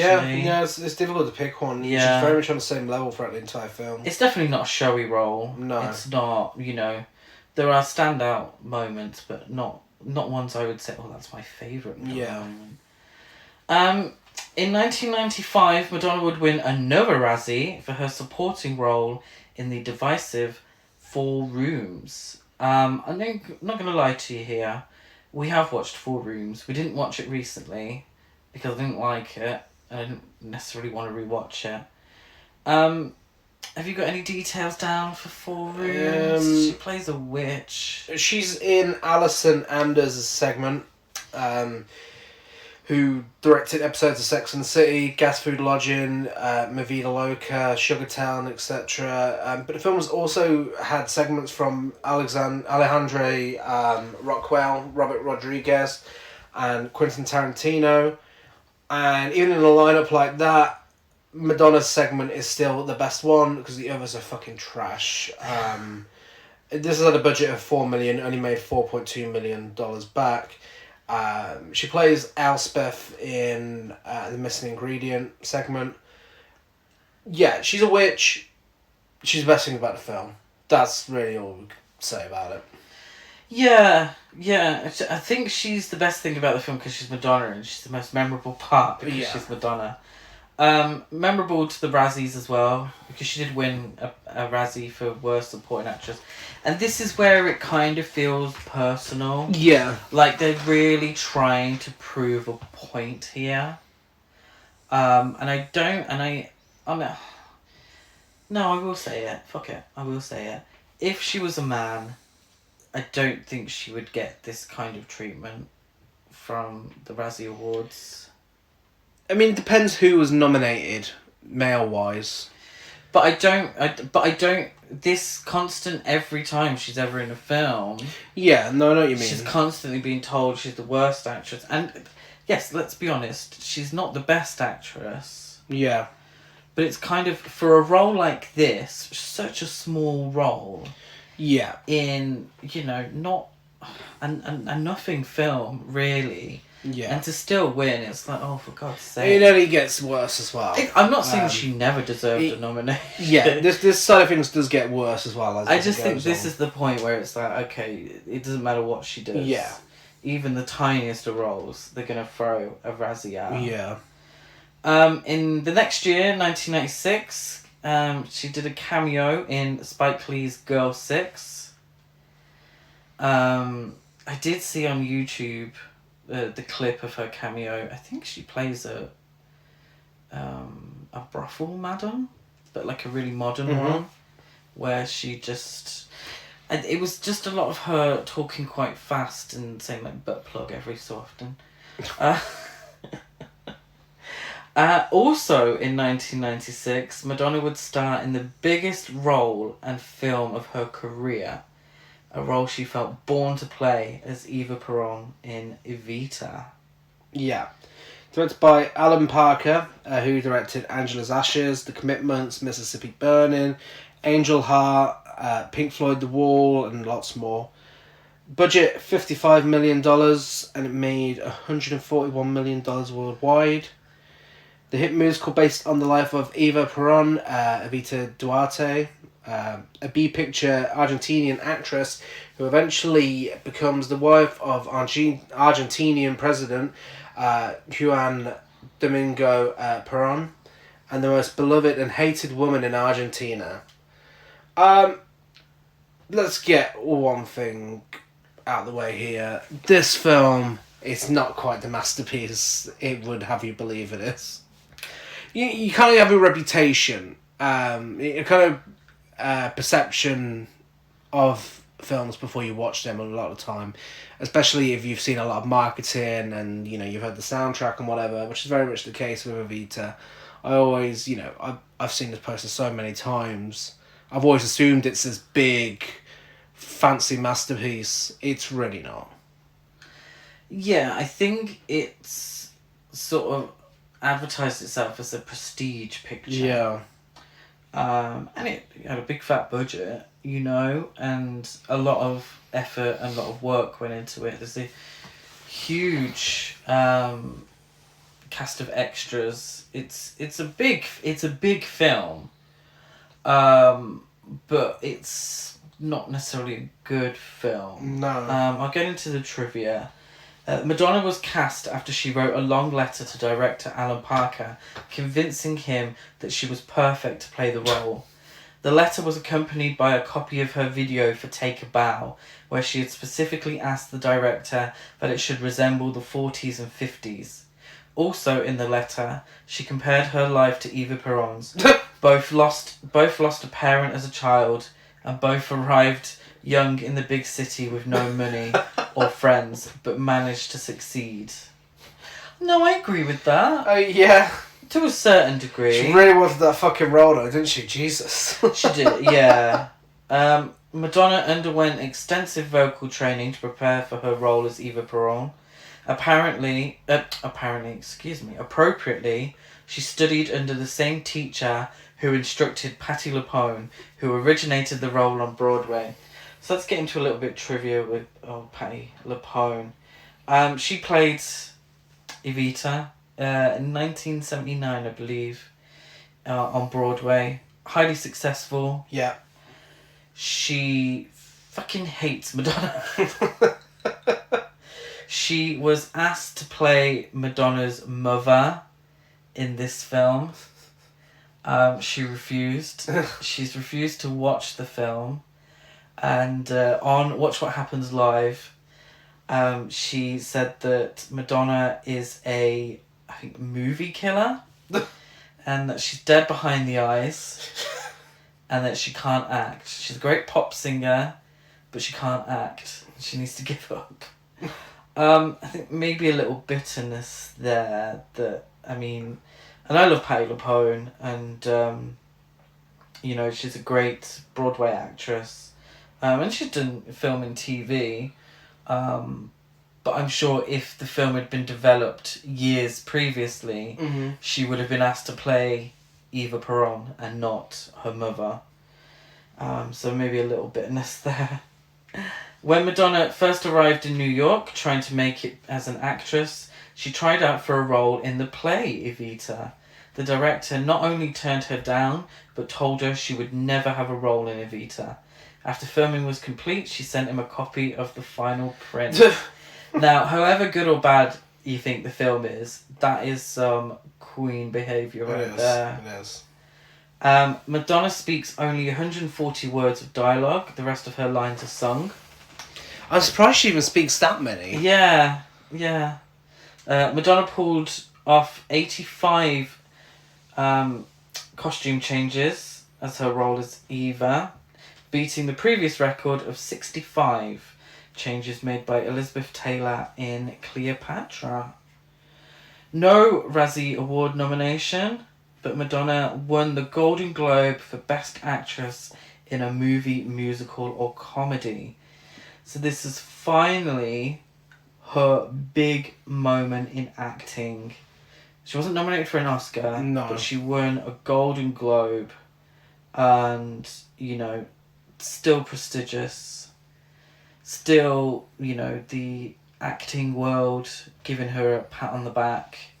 I think something that she really wanted for a very long time. Yeah. Do you think Madonna is good in this film? Yeah, of course. Yeah. I mean, it would be difficult for her not to be good, when she is one of the greatest pop singers of all time. And this is just one 2 hour and 15-minute music video. Like, it is just her performing again and again and again and again and again. The songs all merge into one after a while. But, she still emotes, she still gives great vocal performances. It's difficult to be a bad performance. Yeah, it plays to her strengths because she's able to emote via singing rather than having to act actual dialogue. And, if Madonna's famous for anything, it's her music videos. And as you said, this feels like one long music video. In terms of musicals that have no spoken word or very little spoken word, and it relies on songs to push the narrative forward, the only one I can remember us watching is Tommy. Yeah. And Tommy's a weird film. Yeah. And the music's weird, and it's here, there and everywhere, and it has a whole cast of characters that sing the songs. So it did feel, for me, quite repetitive. Yeah. And there was a lot of songs, and I didn't realise the musical did this, where the melody's the same, it's just the lyrics are different. Yeah. And it was... I felt it was a bit weird. What I also found weird was an electric guitar playing throughout a lot of the songs in a film that was set in the 1940s. I found it really weird. It's a weird choice. I can see what they were going for with it. I can see what sort of style they were going for. Yeah, I mean, for me, it just genuinely, it felt like it started off feeling really rushed. But then, once the pacing grinded to a halt, it took so long to get back up and running again. And it genuinely felt like it's just going over the same things again and again. Antonio Banderas is there. He just exists in this film. Yeah, so he's the narrator, essentially. But I didn't really get a gist of who the characters were. Mm. I think potentially they were scared to go in one direction in particular, because the Perron, Eva Perron and her husband had as many detractors as they did fans. So I assume they were quite politically conscious of what they were going to do, and I think that stands with the musical as well as the film. I would say only 3 sort of standout songs, and they're good songs. I'd say 2, maybe. 2? And yeah, I think Another Suitcase and Another Hall's a better song than Don't Cry For Me, Argentina. I absolutely believe it. I love Another Suitcase and Another Hall. I also love Buenos Aires. And then obviously Don't Cry For Me, Argentina. Did we really need that exact scene like twice though? It did, yeah. Fucking hell! Like it was. We already seen it in the music video before watching the film, and then we pretty much get the exact same scene twice. I think that I just don't like Andrew Lloyd Webber musicals. I was saying to you, wasn't I? Like, for a film like Cats to exist that is so bad, surely it can't be that far removed from the stage musical. And I think a lot of the issues I have with Evita as a film may stem from the show, the musical, and the West End and Broadway. It's okay, the film overall. I probably won't be rushing to watch it again. No. I'll probably just YouTube some of the standout songs. But we're talking about Madonna, and I think Madonna put in a very fine performance. Yeah. Favourite Madonna moment? Another Suitcase and Another Hall. Yes. I do like Don't Cry For Me, Argentina. It's quite iconic. Do you think she got away with playing 15? Fuck no. At 38 years old, playing a 15-year-old, are you fucking kidding me? So, Eva Perón died at 33, and the film takes her from the age of 15 to 33, when she sadly died quite young. But Madonna plays her throughout, and it don't work. No. It does not work at all when she's 15. It's like, no. You could have just gotten another actress to play her. So, Madonna didn't really capitalise on her Golden Globe success, though. Instead, choosing to make one of the best albums of all time in 1998, in my humble opinion, with Ray of Light, a huge commercial and critical success. Won a ton of Grammys. Love that album. Yeah? Classic. Probably her best overall album. Her next acting role wouldn't be until the year 2000. And that's the next best thing. Yeah, she clearly forgot to act within that time. Between this Too and busy Evita. being a success at the Grammys. Directed by John Schlesinger. I believe it's how you pronounce it. Schlesinger. He directed Midnight Cowboy, Sunday Bloody Sunday, Marathon Man, The Day of the Locust, Pacific Heights, etc., etc. Madonna plays Abby Reynolds. This is the Razzie nominee for Worst Screen Couple with Rupert Everett and Benjamin Bratt. Razzie winner for Worst Actress. Razzie winner for Worst Actress of the Century. Yes. That's just ridiculous. There's no way she's the worst actress of the century. There's got to be someone worse. There's got to be. I think this is the difficulty with the Razzies, and an episode about Madonna is always going to be an episode about the Razzies as well, is that when you really think of it, when you think of the worst performances put on screen, Yeah. you think Troll 2. Mm-hmm. You know? You think those sort of low budget films where the actors have been literally picked from a bar and said, I'll give you 50 quid if you'll be in my movie. Yeah. Sort of acting. They're really the worst actors and the worst actresses. But, I mean, they're not interesting to sort of be nominated and to win. Exactly. That being said, Madonna, and we've discussed it so far, has put in some bad performances. Yeah. But something like worst actress of the century, it feels. It's just to get them attention. Harsh. Let's face it. It's just to get the Razzies' attention. It's unnecessary. That's the word I was looking for. It just feels unnecessarily harsh to say you're the worst actress of the century. Yeah. But at the same time, someone's got to be nominated for it. It's a category. It's just, for me, it's bizarre that it's Madonna. I'm sure there's someone out there worse. Yeah, I suppose. I don't know. I can't really think off the top of my head. But yeah, I don't know. I think the problem, maybe we're a little biased because we just love Madonna so much. But the next best thing, it's not a great performance. Yeah, she really deserved her win, and she did. That being said, worst screen couple should have actually they should have won that. Yeah, and also Rupert Everett was not nominated for worst, and that is bizarre because he's also awful in this. Budget of $25 million, it made $24.3 million worldwide, and the premise, I shit you not, the actual premise is Abby, tired of failed relationships, has a one-night stand with her gay friend. They agree to raise the resulting baby together. Yeah, real shame that this isn't a podcast episode because we would have called it Will and Disgrace, which I thought was hilarious, and you're allowed to use it, but give me credit, thank you. Bit of trivia, if you care. Rupert Everett disliked the script, so did I, and originally turned down the role.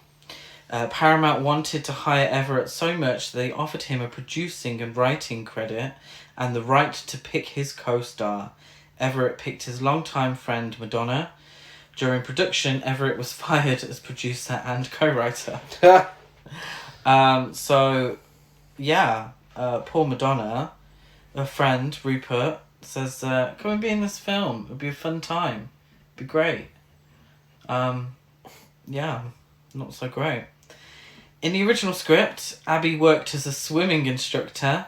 After reading it, Madonna decided that the character should be a yoga instructor. Of course, Madonna decided that the character should be a yoga instructor. Because we were very much still in that point of time where Madonna was all about the yoga and spiritual. And yes, she does put on a bindi in this film as well. A little bit of cultural appropriation there. Seeing the film Darling inspired Madonna to pick John Schlesinger to direct this film. Madonna chose a director? I suppose when you are Madonna, you can choose directors. This was his last film. And it's such a shame because I love Midnight Cowboy, love Sunday Bloody Sunday. He was a real renowned director, made some classics, and his last film was this nonsense. Yeah. And that's it for the trivia. Do you want to say a bit about Madonna's support for the LGBTQ plus community? Because it's going to come in handy soon. Yeah, I think, Madonna has always been a huge supporter of the LGBTQ community throughout her whole career. She's always sort of been within that scene when she was in New York. She brought voguing to the masses. Some people think that she appropriated, but she really brought to the forefront a very sort of gay movement. Yeah. The voguing scene. She was always a huge supporter of AIDS charities. Yeah. Throughout her whole career, always employed sort of gay backup dancers and such. mainly because she had them doing a lot of very flamboyant things. But she always has been. She's always been an ally. Which raises the question Yeah. as to how the fuck this film happened. This is directed by a gay man. This is starring a gay man.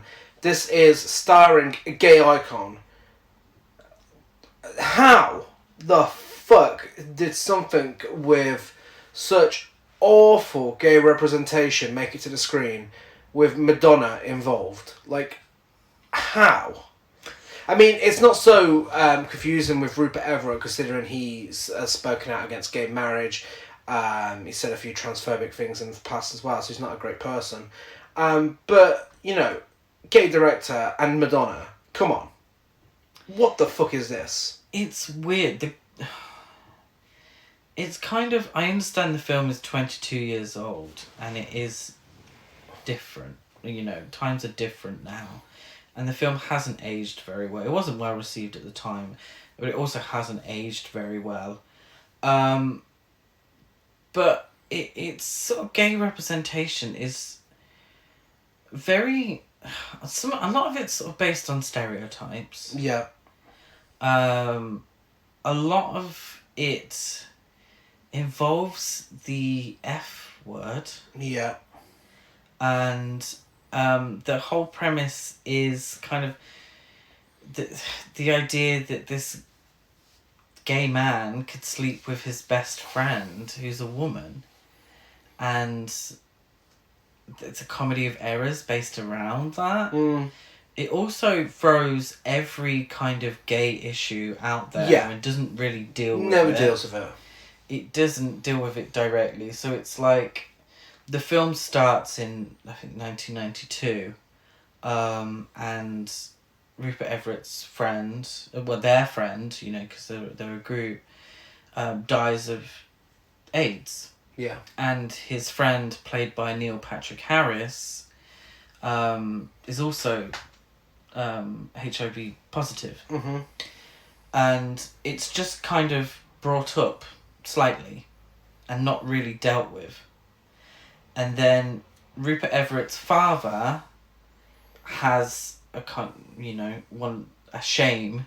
It's a kind of ashamed of his son for being gay. Yeah. Until he has a child. And then everything's hunky-dory. And Rupert Everett's character doesn't feel fully fulfilled in life until he has this child. Yeah. And then it sort of takes a turn, and he's fighting to get this child back because his life doesn't have meaning unless he has this child. And then also halfway through, Madonna's character changes from an ally, has a gay best friend, loving, you know, out of the ordinary family, but a loving family unit.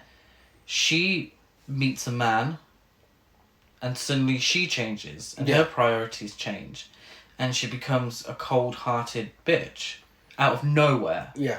It really is a film of two halves. There's just one like that, and then suddenly everything changes. Yeah. And it becomes like part courtroom drama. It's not a comedy anymore. No. None of the side characters are involved anymore.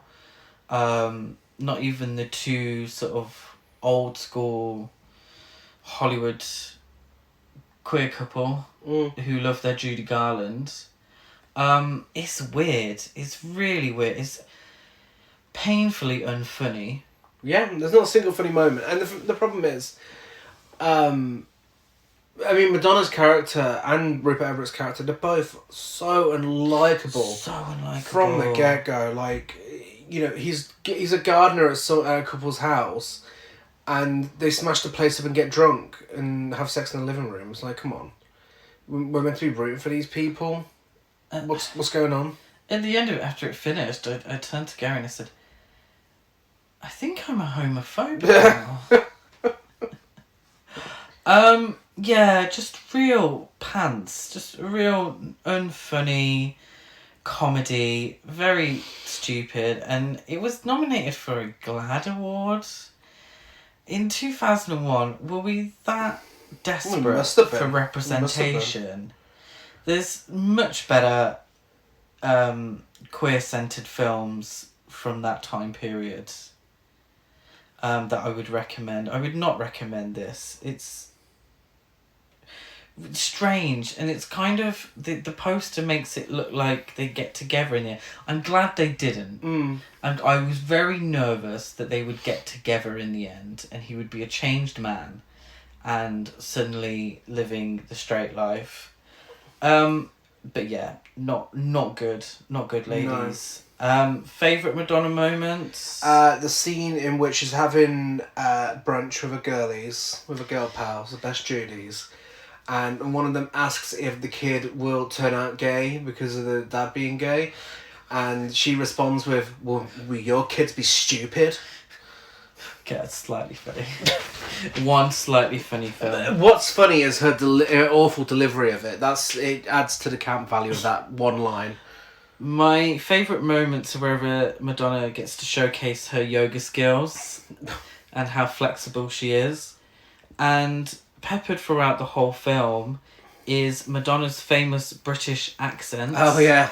My favourite moments, though, were when her real American accent accidentally comes through. She is playing an American character, but she does sound British. Yes, and of course we get her cover of American Pie, which is arguably better than the original. Yeah, that was for the film, wasn't it? Yeah. Yeah, there was a weird sort of... I didn't realise that American Pie was a queer song. But every time there's a sing-song, all the gays get together and sing it. At the guy's funeral, they sing American Pie. Why don't you just be really meta and sing a Madonna song? Yeah. That would be great. I'd enjoy that. But yeah, do not recommend. By 2002, Madonna's accent wasn't the only thing British about her, though. Her husband, the British director Guy Ritchie, fresh off the success of Lock, Stock and Two Smoking Barrels and Snatch, decided to cast her in his new film. Bad Idea, Guy Ritchie. That film was swept away. Yeah. You may also know Guy Ritchie from Sherlock Holmes, directing Sherlock Holmes, Snatch, Aladdin, The Gentleman, etc., etc. Madonna plays Amber, Razzie winner for Worst Actress, very well deserved. Tied with Britney Spears for Crossroads. That's harsh. I liked Britney Spears in Crossroads. No, you shut the fuck up. No, you didn't. Pit the two together. Oh, Which yeah. one deserved to win? Definitely Madonna. But Definitely Madonna. The acting wasn't great, girls. Razzie At least winner, Britney Spears knew when to stop, I suppose. Razzie winner for Worst Screen Couple with Adriano Giannini. Budget $10 million, and it made $1 million worldwide. That's $1 million too much. A snooty socialite is stranded on a Mediterranean island with a communist sailor. This is a remake of a 1978 film of the same name. Yes. 1974, sorry. 1974. Yeah, I'll get into the trivia. First one's about that. When the studio screens swept away, 2002, Felina Wertmüller, the director of the original film, it is alleged that she left the theatre at the end crying out, "What did they do to my movie? Why did they do this?" Yeah. This is, to date, Madonna's last starring role in a feature film. The failure of the film is believed to have killed her acting career. It was on life support, let's be honest, by 2002. Well, that's a feature role. She's in other films, but cameos. Yeah, this is her last lead role. Yeah. Yeah. So it killed her acting career. Oh, yeah. Yeah. And she wasn't in even like a minor supporting role, really. When asked why Madonna, his then wife, was cast, Guy Ritchie reportedly replied, "Because she was cheap and available." Yeah. It shows. Yeah, the film swept the Golden Raspberry Awards of 2003, like Gary said, winning 5 of its 7 nominations, including Worst Picture, Worst Director, Worst Actress. The film itself would later win 2 more awards, Worst Drama of the Razzies Foundation's first 25 years, and Worst Picture of the Decade in 2010. The US opening of the movie was so poor and the movie was so badly received that it went straight to video in the UK. Yeah, all deserved. I'm sorry. Yeah. This bottom of the barrel, really just atrocious. It's genuinely within my 5 worst films I've ever seen in my life. This is... I don't know how this got made. I really don't know how this got made. I don't know how it got released. I don't know why Madonna would agree. Even with it being her husband, I don't know why she'd agree to act in this. I don't know why Guy Ritchie would want her to act in this. I don't know why he'd want any woman to act in this, because this film is misogyny embodied within a film. It's so misogynistic. Like, it's been 20 years since this was released. Surely back then, this wasn't okay. No. It was painful. It's so repetitive. It was painful to watch. It was marketed as a comedy. IMDb says it's a comedy. Romantic comedy. Romantic comedy. There was no comedy whatsoever. If it was comedy, then you got some issues, mate. Yeah. It felt misogynistic, incredibly uncomfortable at times. The script was repetitive, real one note. The performances were wooden. You know, if they were stranded on an island, he could have used Madonna as a raft because she was so wooden. I wish it had been swept away. Adriano Giannini's character, there's so many issues here. I mean, both of them are unlikable anyway. But Madonna's character and his character, they're both unlikable. She's meant to be unlikable. Yeah, and yeah, I mean, the over the top thing she does, of course, it's glaringly obvious. You're not meant to like it. Great. Even so, literally, throughout this film, he starts slapping her around. He calls her a bitch every 5 minutes. He demands that she calls him boss. And at one point, I shit you not, he sexually assaults her. And straight after this, she falls in love with him. Yeah. We get a romantic montage beach scene after this, set to Fade Into You by Mazzy Star. Oh my god, what an insult. One of my favourite songs of all time. Tarnished by... And it's the whole fucking song as well. Yeah. They're having this montage too. Tarnished by this crap. Like... I don't understand. There's nowhere to suggest that this is a drama at all or anything of the sort. This is a romantic comedy where someone gets sexually assaulted and falls in love with the person who did it. The idea is that Madonna's character is a bitch. She is. You know, and she's heartless. So she works for a drugs company. And the big thing is that she works for a drugs company. And there's a kind of joke at the beginning where her friend, who's just as rich, suggests that medicine should be made more available to people such as blind people. And she says, well, why? Why can't they just get a job and pay for it? She kind of puts on an American accent for this one. On and off. On and off. To which he replies, well, if they're blind, work is more difficult for them. She says, well, can't they bake cakes? Why can't blind people bake cakes? I mean, surely you don't need to be able to see to bake a cake. Incredibly unfunny, but it's kind of indicative of her as a character. This heartless, selfish person. She spends half the film being horrible to this guy who's working on the boat. She doesn't want to eat his food. There's at least 5 scenes of him going into the kitchen and bitching about her. It's probably even more than that. It is genuinely every few minutes he'll go in there, he'll call her a bitch, and he'll talk about how he wants to murder her. Like, we see it so many times, and it's just not funny at all. It's not. And he comes across as an asshole as well, you know? But she's this big, she's the devil, and they get swept away. Well, they get cast away, I suppose is the term that you would use.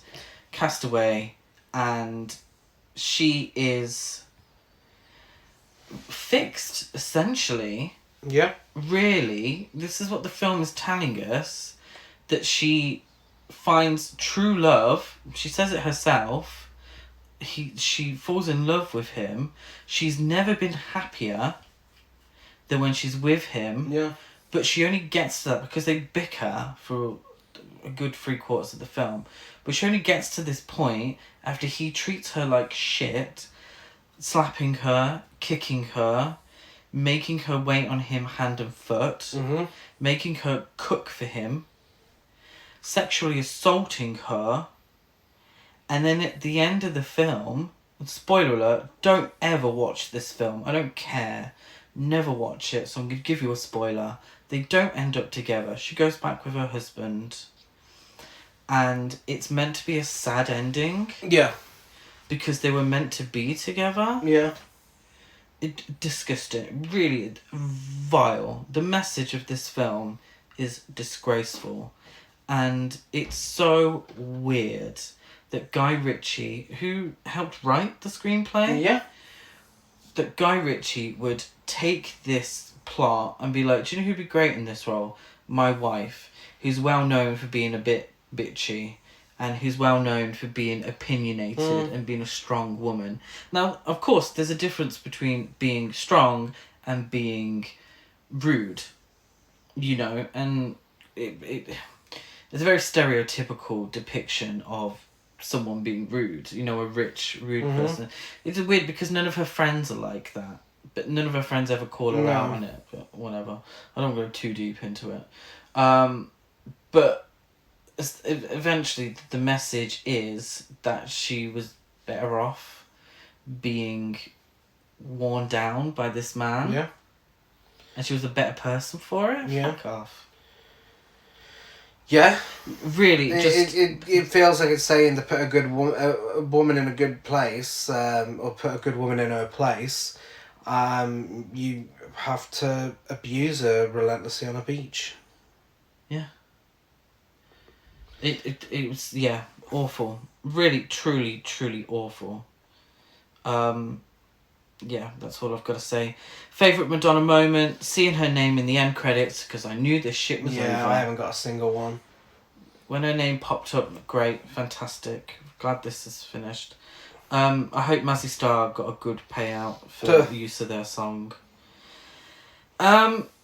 So, lastly, despite Swept Away being Madonna's last leading role, she still managed to snag another Razzie Award for Worst Supporting Actress in Die Another Day. This is the one I was talking about. This is ridiculous. Come on, she's uncredited for one.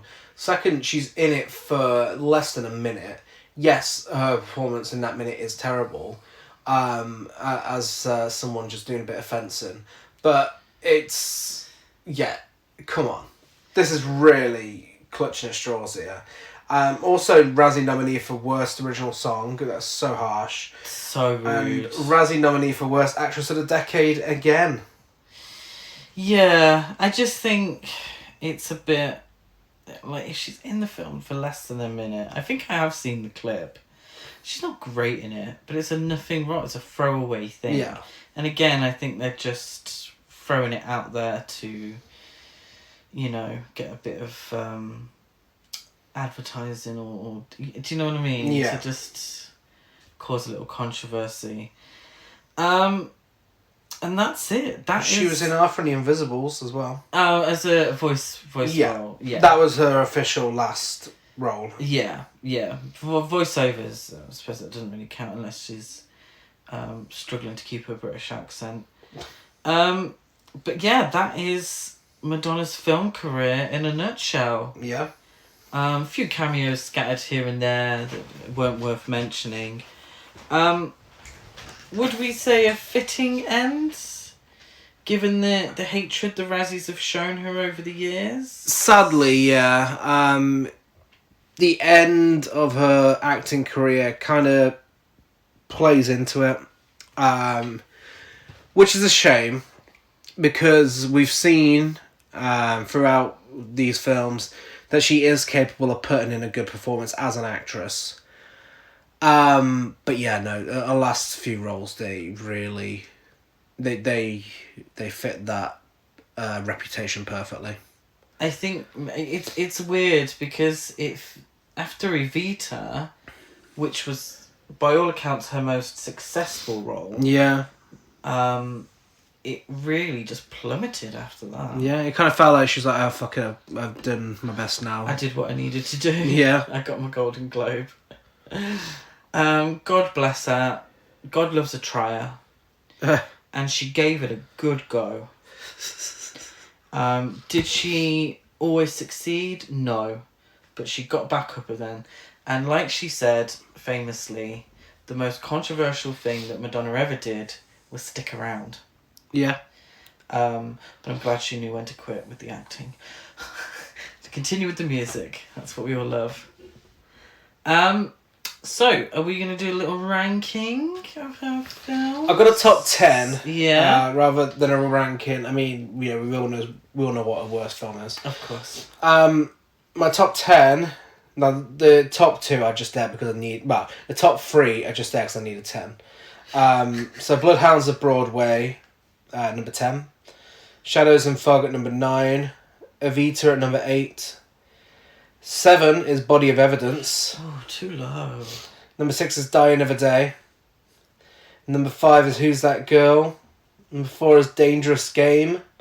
Number 3 is Desperately Seeking Susan. Number 2 is Dick Tracy. And number 1 is A League of Their Own. Now that is ranked by my enjoyment of the films themselves rather than her performances. Yes.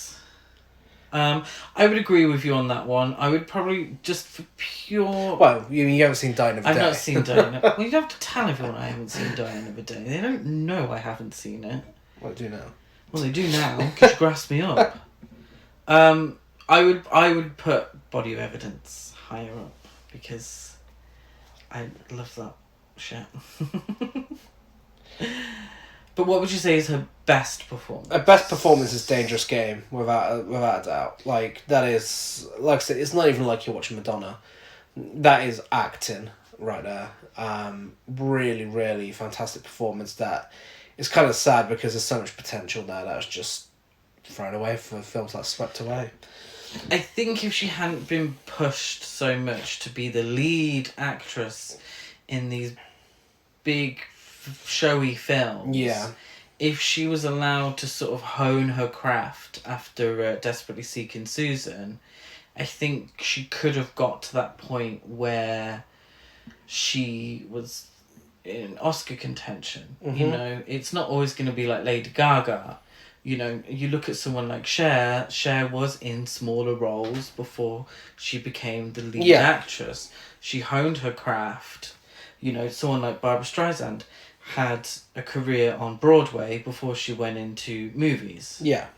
You know, and I think it was just a case of, here's this big pop star, shove her in a movie.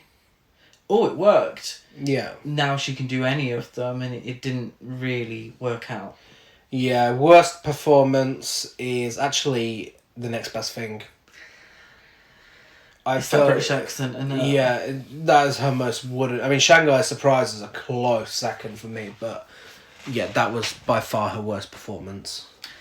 I would agree. Actually, I would agree. My favourite performance, I think her best performance is Dangerous Game, but I think my favourite of her performances would be Desperately Seeking Susan. Yeah.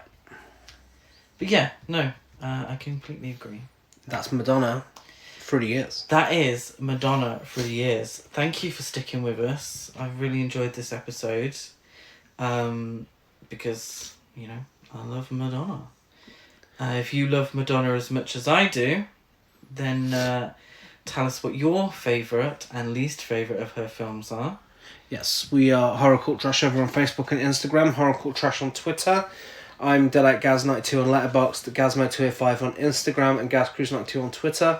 I am Chris Barker 823 on Instagram and Letterboxd. Give us a rate, review, subscribe on iTunes, like and follow and everything else. Give us a rating on Spotify. This week is double episode week, and we will be back on Friday with our latest original versus remake episode. We'll be discussing both versions of 13 Ghosts. Yay! I haven't seen the remake. And we'll be back a week today in celebration of the new Doctor Strange in the Multiverse of Madness. No, we're not doing Shitty Superheroes Month again. Thank God. Fuck. But we are doing the inevitable podcast episode that everyone knew we'd do eventually. We're discussing Howard the Duck. Yes. Misunderstood? We'll get to that next week. Yeah. Yeah, we want people to listen. Okay. Well, if they think it's misunderstood as well, then we're likely to listen. And tune in and see if we agree. We'll see you on Friday. Bye.